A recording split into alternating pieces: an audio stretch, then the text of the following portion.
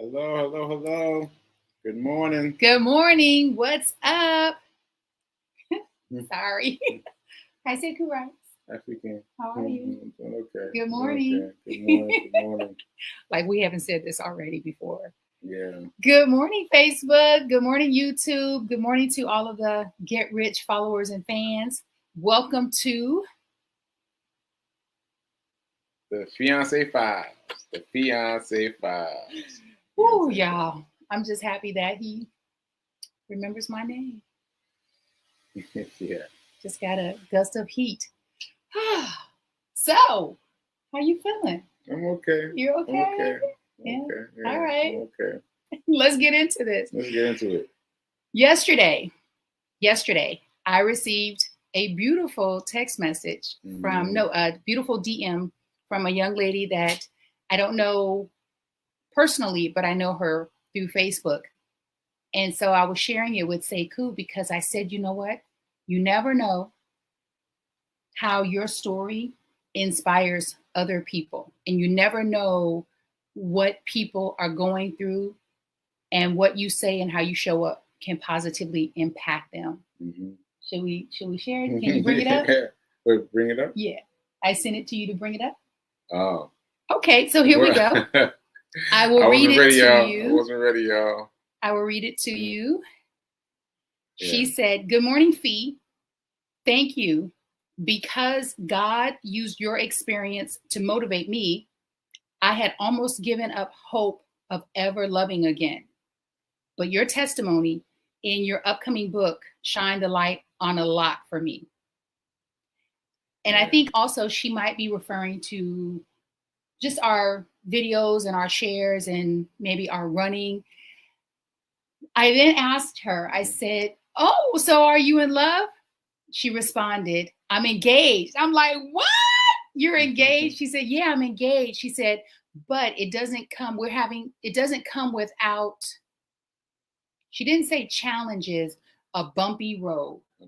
A bumpy road. My response to her was, there are no roads if there are no bumps. There are no roads if there are no bumps. Yes. Okay. Yeah. Okay. I see that. You get that? Yeah. Yeah. And because I think sometimes, and you let me know what you think about this, Koo. Sometimes when you're in love, and that could be in love with a pet, in love with a baby, your newborn, in love with your parents, in love with a significant other, you think, oh, because I'm in love, everything is perfect and fine and smooth. And that is just, I don't know, what do you think? What do I think about what? Sometimes when you're in love, you think, because I'm in love, because I have this brand new baby, how could I ever experience post-traumatic, or what is it? What is that called? Yeah. You can tell we don't have kids. But I know what you mean. You know what I'm talking about? Like you have this beautiful, brand new, perfect being. Yeah. How could I ever be sad or down? Mm-hmm. You have this brand new pet that you've been wanting forever. And I'm expecting to be happy and full of joy every day, 24 hours a day. Mm. I just got married or just got engaged. Why am I not happy 24 hours a day? Or how can we be having some challenges? And that's what I got from her message. And my response was, there are no roads if there are no bumps. Mm-hmm. Because there's always going to be bumps in the road. Yeah. Right? Yeah. Yeah. There's always going to be bumps in the road. There's always going to be bumps in the road. I felt flattered and honored that she resonated with who we are in our story, and trust and believe that life in and of itself is not smooth all the time. Like the road, it's bumpy, it's uneven. Even when we run, sure. There's a street near where we run. It's a big street, and I don't know what's going on with it, but I found out quickly, because the street it's uneven in a weird way, and it literally affects your gait. And I almost fell, and Sekou was like, oh yeah, by the way, that, and I was like thinking, what street are you talking about? The street by where Target is, where your clinic is. Okay. Yeah, the whole street, not the whole street, but the part. No, it's in front of Red Pokey. Oh, when we cross it. Okay. It Yeah. Right, and I was just like, because but you didn't run over there, right? You ran over there? We were just like kind of jogging across the street to get to the other side, and it's happened twice. And so Sekou was like, yeah, but don't forget that's, and I was like, oh. The first time it happened, I thought, whoa, was like instantly I don't know about you, but I default to I'm getting old. Like, no, I didn't default to that. Okay, good. Good. No, but I did wonder what was happening. So it's an interesting period of tarmac, I guess. Like it rises and dips, rises and dips, where you wouldn't expect it to rise and dip. And so and so for me, it was problematic because of my stroke. So I've become aware of it before I had a stroke, and I was always like, yeah, but I was always, it was easy to get over, but without that ease, without that physical ease, hitting that that part of the street hit me pretty hard when I first got back. When I first got back and hit that, I was like, woo. it took me down. I was like, all right. And then I took it as a point of challenge. Like, I got to get over that period. So I would always go over that period, because if you go up to the stoplight, it won't affect you at all. But if you go right there, it affects you. So I've been purposefully checking that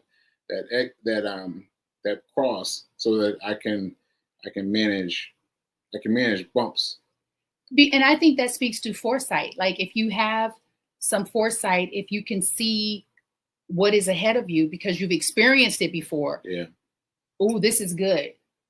We've all mostly experienced relationships before with other people, and you have something to gauge based on those previous relationships in your new relationship. And so you have foresight. And I think that we have to be mindful that nothing is perfect. No one is perfect. And bumps are showing you something. Bumps in the road are showing you something. So for instance, I lived in Baltimore. For instance, I lived in Baltimore for 6 years. Yeah. And I've lived everywhere. And never in my life have I experienced such like really tumultuous roads and streets. Yeah, those roads are pretty crazy. They're crazy. They're really like Mayor Scott. That's a whole other conversation. Yeah. And so what I garnered from those roads, being someone who drives a lot, is you get to be mindful to slow down. You get to be mindful to take your time. You get to be mindful to be patient with yourself and with other people. Because that's if you choose to be, because you could be like one of those people that's like talking trash about the road. But to use it, as you just said, you get to change your focus around. And change your focus and change your attitude. Your attitude about it. Because for me, and this is just my experience in Baltimore, in case some folks from B-More are listening, this is my experience, which is you have to drive. You get to drive for people behind you. And so because I was able to map out all of those bumps in the road, because again, I'm on the road a lot. And I needed to accommodate my speed and when I was going to stop and how abruptly or not abruptly for the people behind me, because people in Baltimore, not all, but many of them, I guess they're used to it. And so they would just drive over them fast. And those bumps will tear up your tires. They will mess up your undercarriage. Undercarriage. I mean, it's a whole thing. And so I think you can relate that to relationships, which is, okay, I know my partner, or I'm getting to know my partner, and I know that this might be a trigger for him or her, or I'm triggered when he does this. And so this is an opportunity for us to delve deeper into it and talk about it versus becoming bitter and resentful. And sometimes in relationships, we tend to pull back because they've done something that we don't like. And they might not even know that you don't like that. Right? Does that make sense? Did I go way off left? Well, I got lost. I got lost when you're talking about the roads and the bumps. And the bumps, you're saying that the bumps are an opportunity. An opportunity to check in with yourself so that you can adjust. Versus like what you said, most people are like, I can't stand these roads. They need to fix these roads. Right. So in relationships, sometimes when we're met with a bump, he's getting on my nerves and I wish he would. And So for instance, here's another example. All right, come on with examples. Come on, Fee. Come on with examples. I do my best to self-check, self-censor, self-adjust. Oh, I do self-check. Self-check. Self-censor. Self-censor and self-adjust. And self-adjust. And That's good. You can let me know. Okay. How well I'm doing with this. Okay. I love that I get to watch TV shows and movies with Sekou because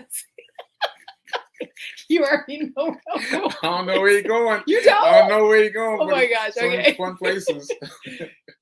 I love that I get to do that with him because in the past, we've been in a long distance relationship. Yes. And so when he would come to Baltimore, there wasn't a lot of TV, movie watching.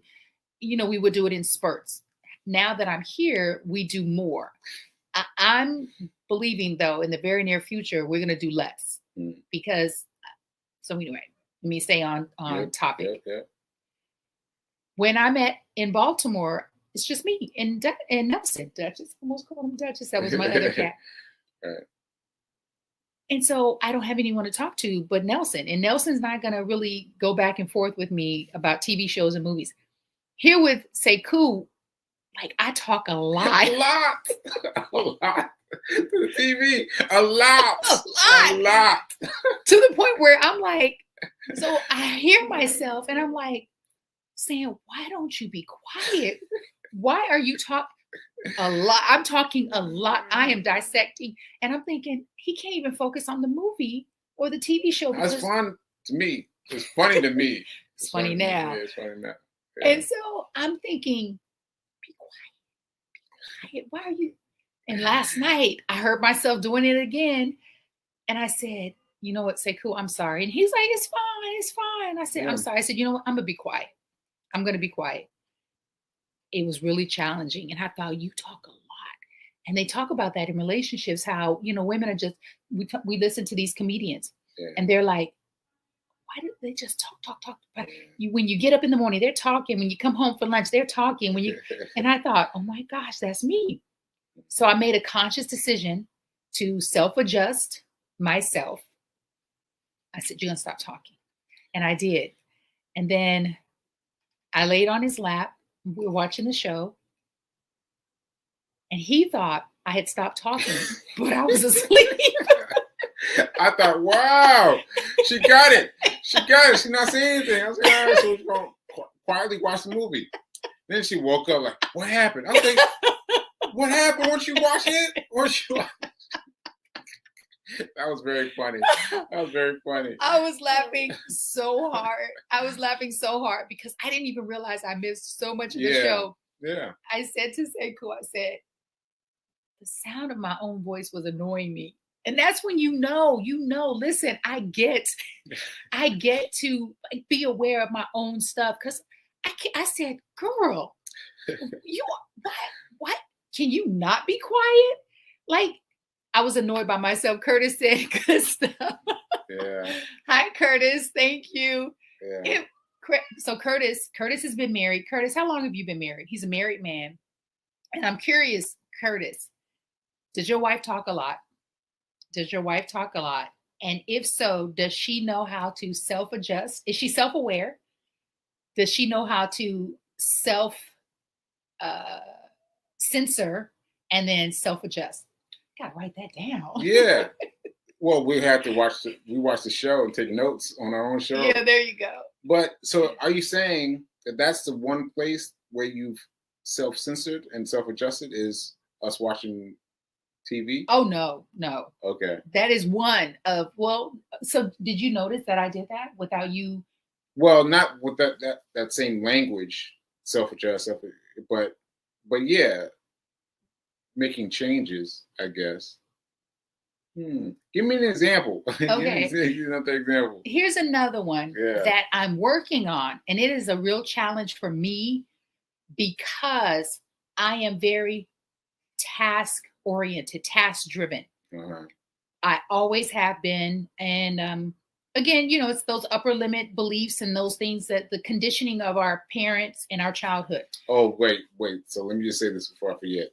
So this came up in relation to the book we're reading. The what's it called? You tell me. The Big Leap. Yes. The Big Leap. The Big Leap. The Big Leap.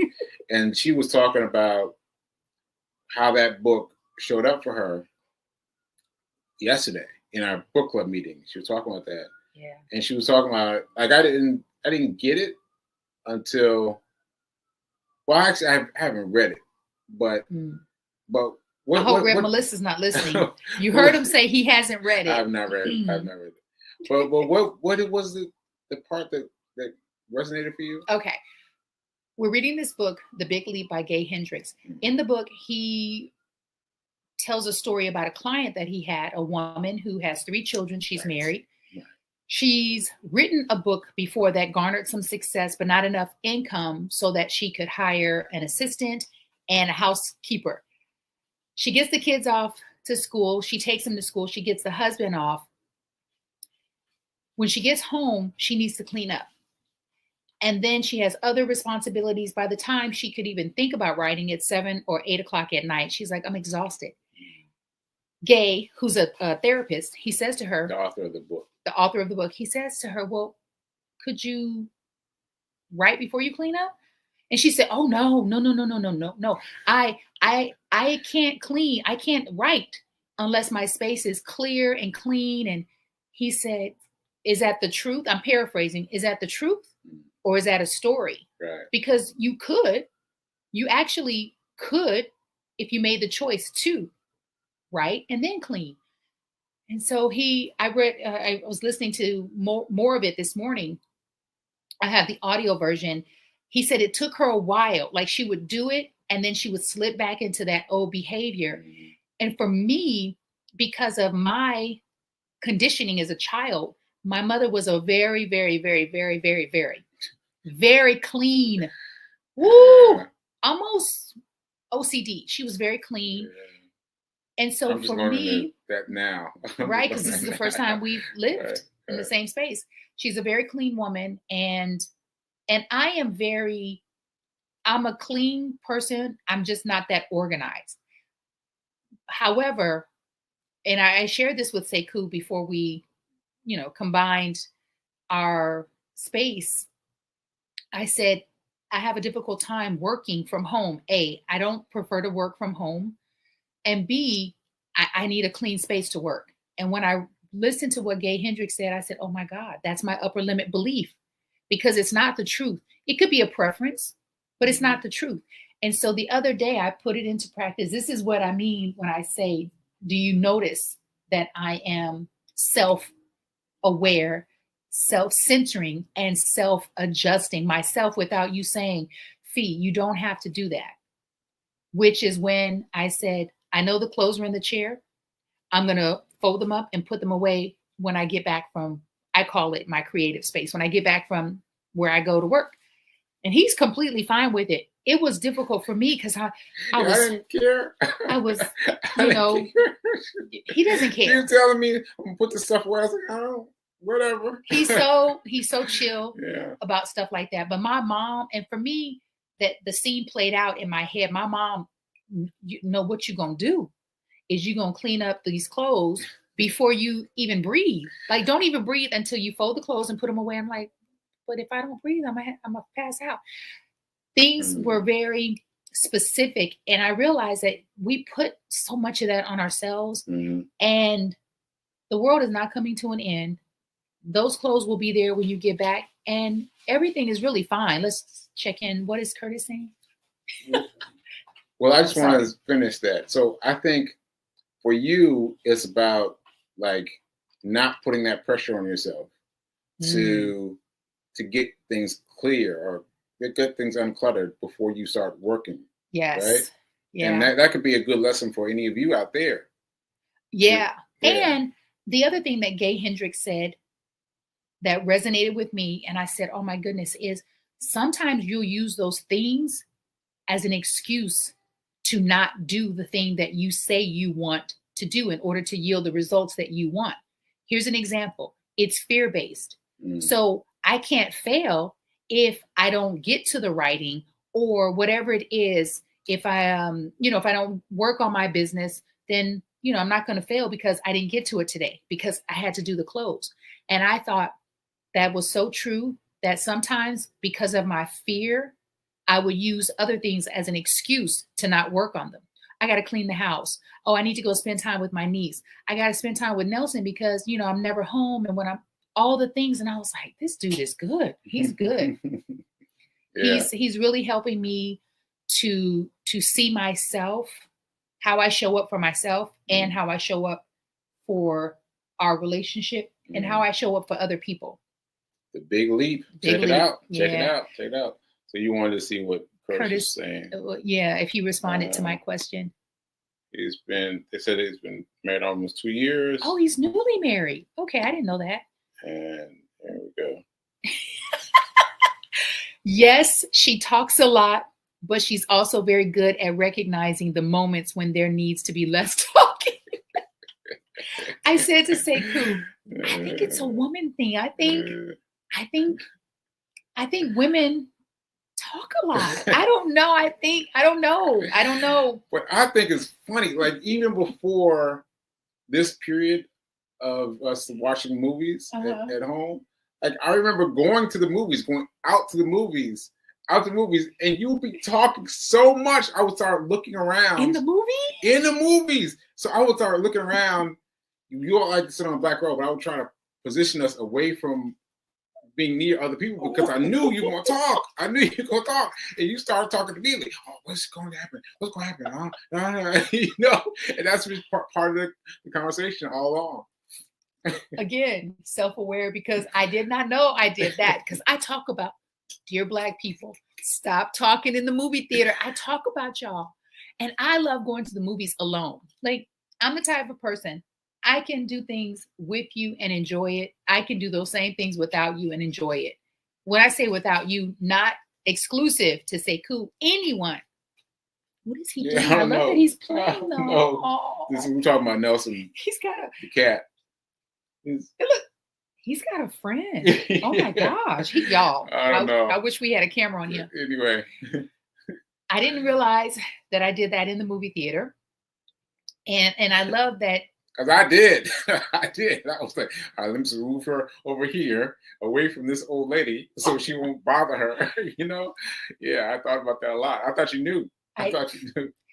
Let me tell you, what is so sweet about you is I've had people in my life who, I'm telling you, he's doing things I've never seen him do. I've had people in my life who will make you feel bad about how you show up, just your personality. And again, it speaks to the bumps in the road. It's an opportunity for you to evaluate yourself and the situation, whether it's a real physical road or a road in a relationship with your siblings, with your parents, with your lover, your children. It's always an opportunity. And I'm so grateful that I'm learning this now. It would have been nice to have learned it 30 years ago. I see it, how it plays out in my relationship with my sister.